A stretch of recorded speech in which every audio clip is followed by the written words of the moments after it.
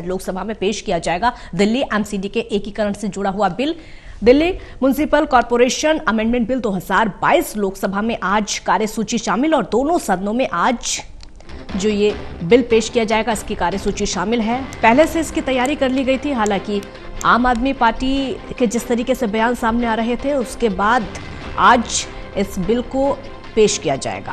आपको बता दें कि ये बिल जो है एमसीडी के एकीकरण से जुड़ा हुआ है। लगातार कहा भी जा रहा था और जो एमसीडी चुनाव की तारीख है उनको टाल दिया गया था, इसीलिए टाला गया था ताकि आगे के लिए एकीकरण हो सके। आज लोकसभा में पेश किया जाएगा दिल्ली एमसीडी के एकीकरण से जुड़ा हुआ बिल।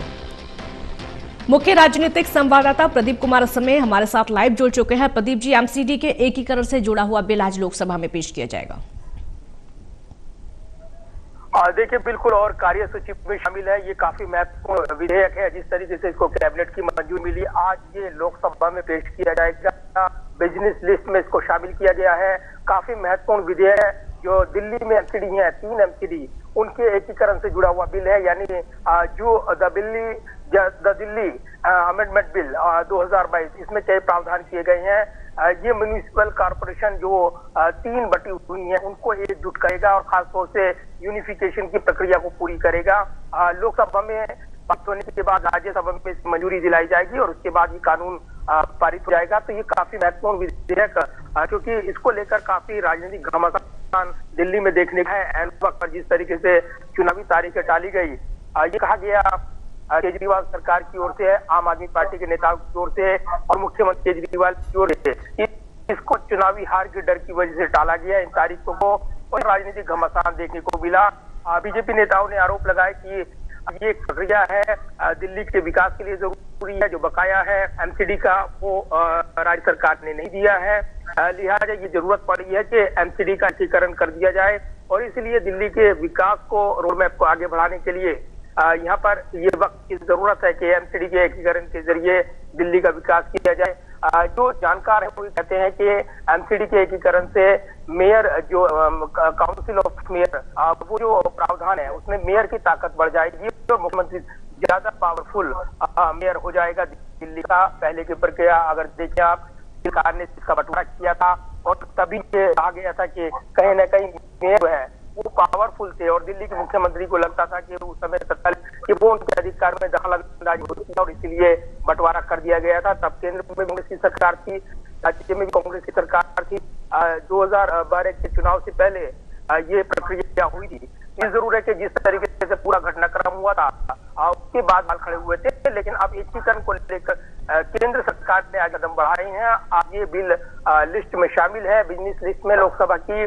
केंद्रीय गृह मंत्री अमित शाह, जो कि एमसीडी उनके अधीन आती है गृह मंत्रालय के, इस बिल को उनके नाम क्या लिस्ट किया गया है, यानी वो पेश कर सकते हैं।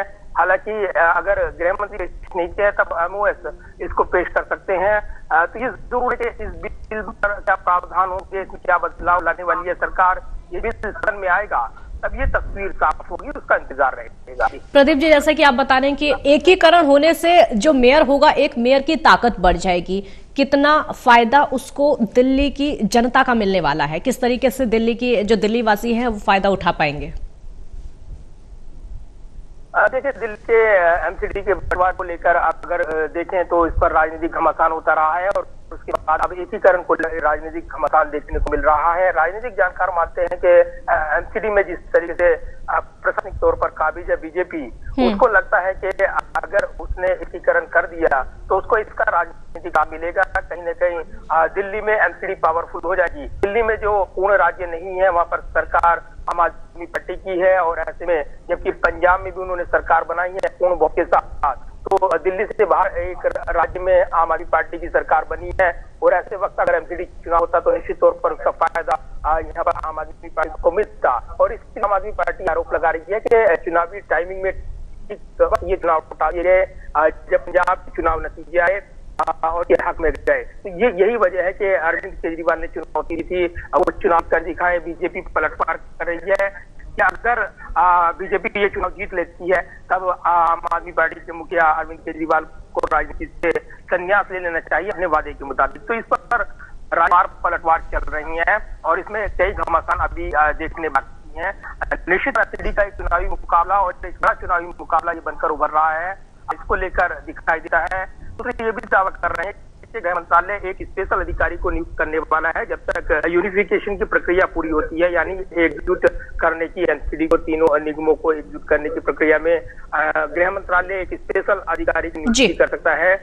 जो कमिश्नर है तीनों, उनको वो सुपरवाइज करेगा और कहीं न कहीं एक पूरा जिम्मेदारी ऊपर रही है संसाधनों को लेकर भी और अन्य फैसलों को लेकर भी।